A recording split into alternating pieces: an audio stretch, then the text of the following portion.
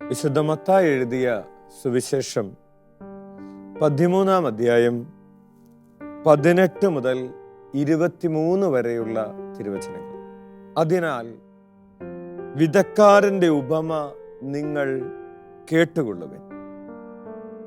രാജ്യത്തിൻ്റെ വചനം കേട്ടിട്ട് മനസ്സിലാകാതിരിക്കുന്നവനിൽ നിന്ന് അവൻ്റെ ഹൃദയത്തിൽ വിതയ്ക്കപ്പെട്ടത് ദുഷ്ടൻ വന്ന് അപഹരിക്കുന്നു. ഇതാണ് വഴിയരികിൽ വീണ വിത്ത്. വചനം കേട്ടിട്ട് ഉടനെ സസന്തോഷം സ്വീകരിക്കുകയും തന്നിൽ വേരില്ലാത്തതിനാൽ അല്പനേരം മാത്രം നിലനിന്നിട്ട് വചനത്തെ പ്രതി ക്ലേശവും പീഡയും ഉണ്ടാകുമ്പോൾ തൽക്ഷണം വീണു പോവുകയും ചെയ്യുന്നവനാണ് പാറമേൽ വീണ വിത്ത്. ഒരുവൻ വചനം ശ്രവിക്കുന്നു, എന്നാൽ ലൗകിക വ്യഗ്രതയും ധനത്തിൻ്റെ ആകർഷണവും വചനത്തെ ഞെരുക്കുകയും അത് ഫലശൂന്യമാവുകയും ചെയ്യുന്നു. ഇവനാണ് മുള്ളുകളുടെ ഇടയിൽ വീണ വിത്ത്. വചനം കേട്ട് ഗ്രഹിക്കുന്നവനാണ് നല്ല നിലത്ത് വീണ വിത്ത്. അവൻ 100 മേനിയും 60 മേനിയും 30 മേനിയും ഫലം പുറപ്പെടുവിക്കുന്നു. ഈശോ മിശിഹായിക്ക് സ്തുതിയായിരിക്കട്ടെ. പ്രിയപ്പെട്ടവരെ, ഈശോ നമ്മെ പഠിപ്പിച്ച സ്വർഗസ്ഥനായ പിതാവേ എന്ന പ്രാർത്ഥനയുടെ പഠന പരമ്പരയുടെ 3-ാം ഭാഗമാണ് നമ്മളിപ്പോൾ വിചിന്തനം ചെയ്യുന്നത്. പിതാവേ, അങ്ങയുടെ രാജ്യം വരണമേ എന്ന പ്രാർത്ഥന ഈശോയുടെ പ്രാർത്ഥനയിലെ 2-ാമത്തെ ഭാഗമാണ്, 2-ാമത്തെ യാചനയാണ്. കഴിഞ്ഞ എപ്പിസോഡിൽ നമ്മൾ ധ്യാനിച്ചു, പിതാവേ അങ്ങയുടെ നാമം പൂജിതമാകണമേ. നമ്മൾ ഇന്ന് ധ്യാനിക്കുന്നത് പിതാവേ അങ്ങയുടെ രാജ്യം വരണമേ എന്ന പ്രാർത്ഥനയാണ്. ദൈവരാജ്യം എന്ന വാക്ക് പുതിയ നിയമത്തിൽ 122 പ്രാവശ്യം ഉപയോഗിച്ചിട്ടുണ്ട്. അതിൽ തന്നെ 99 പ്രാവശ്യം സമവീക്ഷണ സുവിശേഷങ്ങൾ അല്ലെങ്കിൽ സമാന്തര സുവിശേഷങ്ങൾ എന്നറിയപ്പെടുന്ന വിശുദ്ധ മത്തായിയുടെയും വിശുദ്ധ മർക്കോസിൻ്റെയും വിശുദ്ധ ലൂക്കായുടെയും സുവിശേഷങ്ങളിലാണ് 99 പ്രാവശ്യം ദൈവരാജ്യം എന്ന് പറയുന്ന വാക്ക് ഉപയോഗിച്ചിട്ടുള്ളത്. ഇതിൽ തന്നെ 90 പ്രാവശ്യവും രാജ്യം എന്ന് പറയുന്ന, ദൈവരാജ്യം എന്ന് പറയുന്ന വാക്ക് വരുന്നത് ഈശോയുടെ അധരത്തിൽ നിന്ന് തന്നെയാണ്. അപ്പോൾ ദൈവരാജ്യം എന്ന് പറയുന്ന വളരെ ഗൗരവമുള്ള, വളരെ പ്രധാനപ്പെട്ട ഒരു ആശയത്തെയാണ് ഈശോ നമ്മുടെ മുൻപിൽ അവതരിപ്പിക്കുന്നത്, നമ്മെ പഠിപ്പിക്കുന്നത്. ഈശോ പറയുന്നു, രാജ്യം വരണമേ എന്ന് പറഞ്ഞ് പ്രാർത്ഥിക്കാൻ.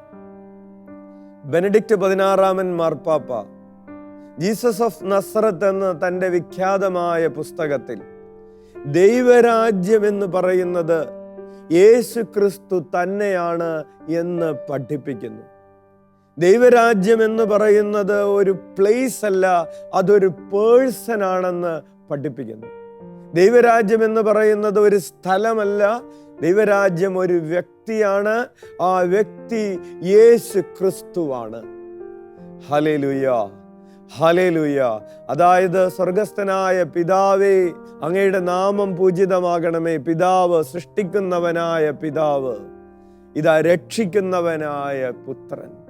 പുത്രന് വേണ്ടിയിട്ടുള്ള പ്രാർത്ഥനയാണ് രാജ്യം വരണമേ എന്ന പ്രാർത്ഥന. മർക്കോസിന്റെ സുവിശേഷം 1-ാം അധ്യായം 14-15 തിരുവചനങ്ങളിൽ ഈശോ മരുഭൂമിയിലെ പരീക്ഷണങ്ങൾക്ക് ശേഷം, മരുഭൂമിയിലെ പ്രാർത്ഥനയ്ക്ക് ശേഷം തൻ്റെ പരസ്യ ജീവിതം ആരംഭിക്കുമ്പോൾ ഈശോ ജനത്തിൻ്റെ മുൻപിൽ വന്ന് പറയുകയാണ്,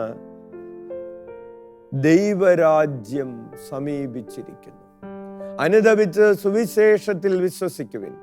ഈശോ അവരുടെ മുൻപിൽ സന്നിഹിതനായി നിന്നുകൊണ്ട് ഈശോ പറയുകയാണ്, ദൈവരാജ്യം സമീപിച്ചിരിക്കുന്നു. ആ ദൈവരാജ്യം ഈശോ തന്നെയാണ്. Hallelujah, hallelujah. Catechism of the catholic church 567-ാമത്തെ ഖണ്ഡികയിൽ ലൂമൻ ജെൻസിയം എന്ന് പറയുന്ന വത്തിക്കാൻ സെക്കൻഡിന്റെ ഒരു പ്രമാണിക രേഖയെ കോട്ട് ചെയ്തുകൊണ്ട് പറയുകയാണ്, ദൈവരാജ്യം ലോകത്തിന് വെളിപ്പെട്ടത് ഈശോയുടെ വാക്കുകളിലൂടെയും പ്രവർത്തികളിലൂടെയും സാന്നിധ്യത്തിലൂടെയുമാണെന്ന്. അതായത് ദൈവരാജ്യം എന്ന് പറഞ്ഞാൽ ഈശോയുടെ വാക്കുകളാണ്. ദൈവരാജ്യം എന്ന് പറഞ്ഞാൽ ഈശോയുടെ പ്രവർത്തികളാണ്. ദൈവരാജ്യം എന്ന് പറഞ്ഞാൽ ഈശോയുടെ സാന്നിധ്യമാണ്. Hallelujah, hallelujah. രാജ്യം വരണമേ എന്ന് പറയുന്ന പ്രാർത്ഥന, ഈശോയെ നിന്റെ വാക്ക് എന്നിലേക്ക് വരണമേ. ഈശോയെ നിന്റെ പ്രവർത്തികൾ എന്നിലേക്കും എൻ്റെ കുടുംബത്തിലേക്കും വരണമേ. ഈശോയെ നിന്റെ സാന്നിധ്യം എന്നിലേക്കും എൻ്റെ കുടുംബത്തിലേക്കും എൻ്റെ സമൂഹത്തിലേക്കും എൻ്റെ രാജ്യത്തിലേക്കും ഈ ലോകത്തിലേക്കും വന്ന് നിറയണമേ എന്ന പ്രാർത്ഥനയാണ് രാജ്യം വരണമേ എന്ന പ്രാർത്ഥന. Hallelujah, hallelujah. അതുകൊണ്ടാണ് പൗലോസ് അപ്പോസ്തലൻ പറയുന്നത്, പൗലോസ് അപ്പോസ്തലൻ കൊളോസ്സുകാർക്ക് എഴുതിയിട്ടുള്ള ലേഖനം 1-ാം അധ്യായം 28-29 തിരുവചനങ്ങളിൽ പറയുകയാണ്, അവനെയാണ് ഞങ്ങൾ പ്രഖ്യാപിക്കുന്നത്, എല്ലാ മനുഷ്യരെയും ക്രിസ്തുവിൽ പക്വത പ്രാപിച്ചവരാക്കാൻ വേണ്ടി ഞങ്ങൾ എല്ലാവർക്കും മുന്നറിയിപ്പ് നൽകുകയും സർവവിജ്ഞാനവും എല്ലാവരെയും പഠിപ്പിക്കുകയും ചെയ്യുന്നു. ഈ ലക്ഷ്യം പ്രാപിക്കുന്നതിന് വേണ്ടിയത്രേ അവൻ എന്നിൽ ശക്തിയായി ഉണർത്തുന്ന ശക്തി കൊണ്ട് ഞാൻ കഠിനമായി അധ്വാനിക്കുന്നത്. ഈശോ നൽകുന്ന ശക്തി കൊണ്ട് പൗലോസ് കഠിനമായി അധ്വാനിക്കുന്നത് എല്ലാ മനുഷ്യരും ക്രിസ്തുവിൻ്റെ പൂർണ്ണത, ക്രിസ്തുവിൻ്റെ പക്വത പ്രാപിക്കുന്നതിന് വേണ്ടിയാണ്. സുവിശേഷവൽക്കരണത്തിൻ്റെ ലക്ഷ്യമാണ് എല്ലാവരും ക്രിസ്തുവിൽ പൂർണ്ണത പ്രാപിക്കുക എന്നത്. ഇതേ ആശയം തന്നെ പൗലോസ് എഫേസുസുകാർക്ക് എഴുതിയ ലേഖനം 4-ാം അധ്യായം 13-ാമത്തെ തിരുവചനത്തിൽ ആവർത്തിക്കുകയാണ്. എഫേസൂസ് 4:13 വിശ്വാസത്തിൻ്റെ ഐക്യത്തിലും ദൈവപുത്രനെ കുറിച്ചുള്ള പൂർണ്ണമായ ജ്ഞാനത്തിലും എല്ലാവരും എത്തിച്ചേരുകയും ക്രിസ്തുവിൻ്റെ പരിപൂർണതയുടെ അളവനുസരിച്ച് പക്വതയാർന്ന മനുഷ്യരാകുകയും ചെയ്യുന്നതുവരെ ഇത് തുടരേണ്ടിയിരിക്കുന്നു. എന്തിനു വേണ്ടിയിട്ടുള്ളതാണ് സുവിശേഷ പ്രഘോഷണം? എന്തിനു വേണ്ടിയിട്ടുള്ളതാണ് എവഞ്ചലൈസേഷൻ?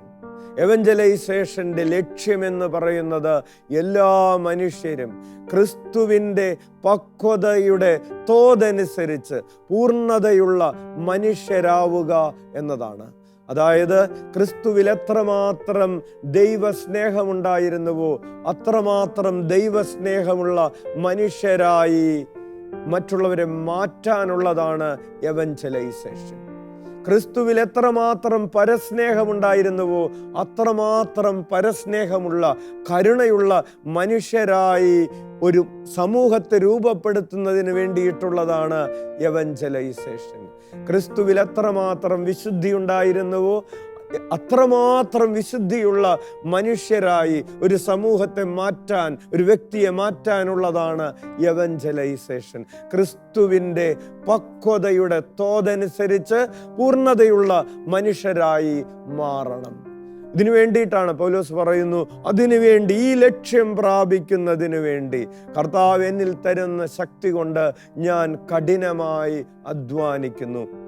അതായത് രാജ്യം വരണമേ എന്ന് പറയുന്ന പ്രാർത്ഥന, ക്രിസ്തു എന്നിൽ രൂപപ്പെടട്ടെ എന്ന ഒരു പ്രാർത്ഥനയാണ്.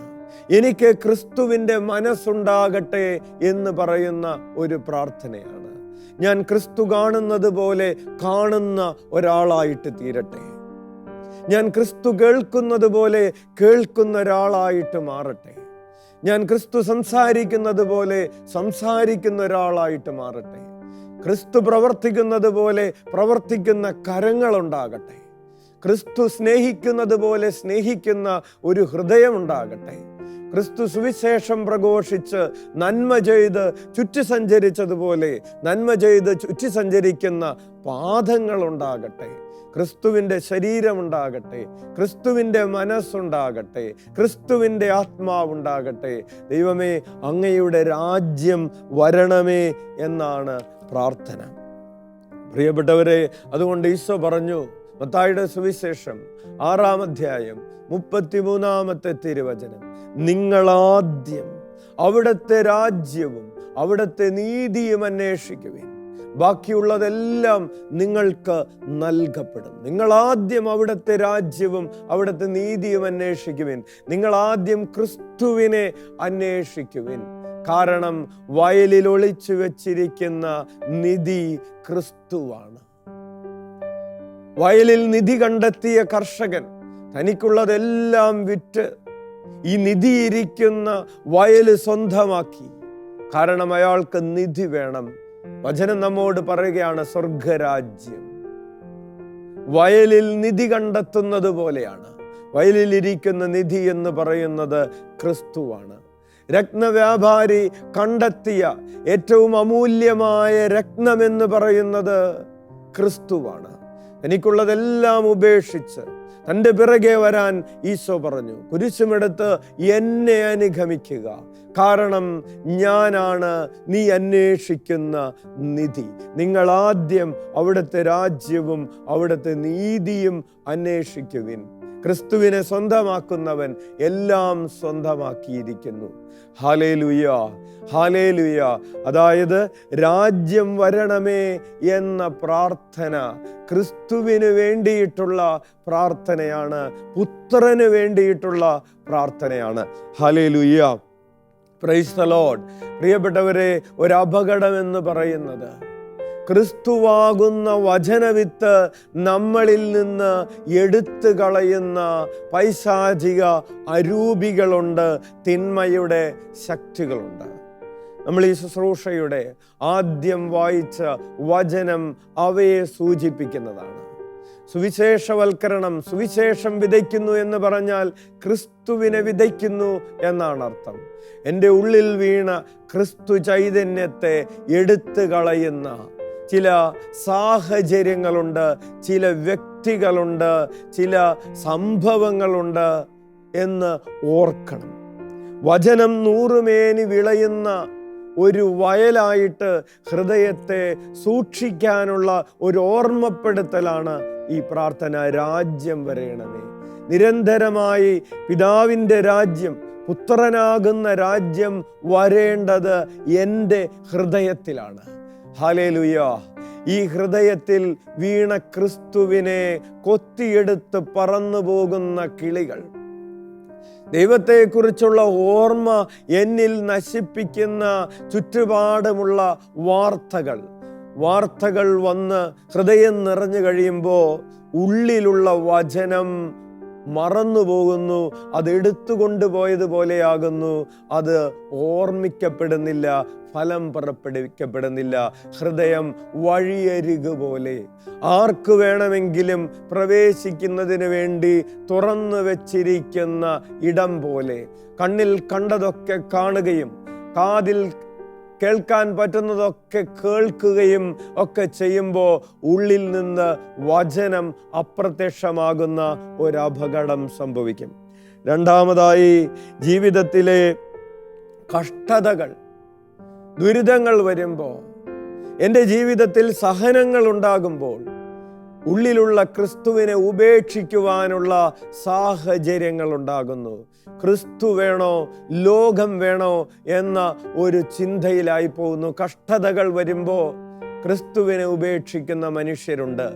മൂന്നാമതായി, ഈ ലോകത്തോടുള്ള വ്യഗ്രത, ലൗകിക വ്യഗ്രത, ജീവിത വ്യഗ്രത, ധനമോഹം, ഇവയെല്ലാം കൂടെ ഉള്ളിലുള്ള ദൈവരാജ്യത്തെ ഞെരുക്കിക്കളയും.